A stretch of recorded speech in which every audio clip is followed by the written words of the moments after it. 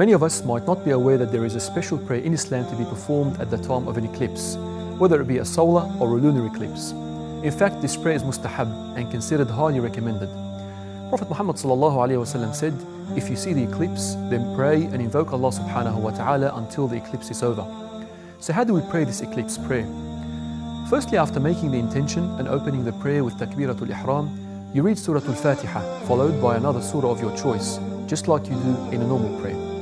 Following this, one must bow and prolong his bowing with extra tasbih and du'a. Then after this, one must stand up again and recite Surah Al Fatiha once more, followed by a secondary recitation of the Quran. And this is the major difference in the eclipse prayer. Then after this, one must bow again and also prolong his bowing, although not as long as the first. So that's 2 Fatiha and Quran recitations and 2 ruku' in the 1 unit of prayer.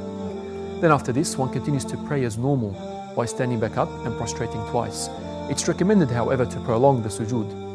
In the second rak'ah, one must repeat the same process as in the first, which consists of 2 sets of standing for Surah Al Fatiha and a Quran recitation along with 2 sets of ruku' or bowing. Then one must get back up and then perform 2 final sujoods followed by the tashahhud and the taslim. The prayer is 2 rak'at in totality and it is recommended to be prayed in congregation. It's also followed by a sermon enjoining people towards righteousness and to leave off sin and vice. If it's a lunar eclipse, then the prayer is recited out loud, while if it's a solar eclipse, the prayer is recited to oneself silently.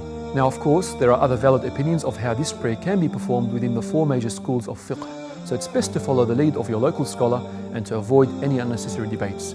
May Allah subhanahu wa ta'ala make us from those who revive the sunnah of our beloved Prophet Muhammad sallallahu alayhi wa sallam in all our actions. Wassalamu alaikum wa rahmatullahi wa barakatuh.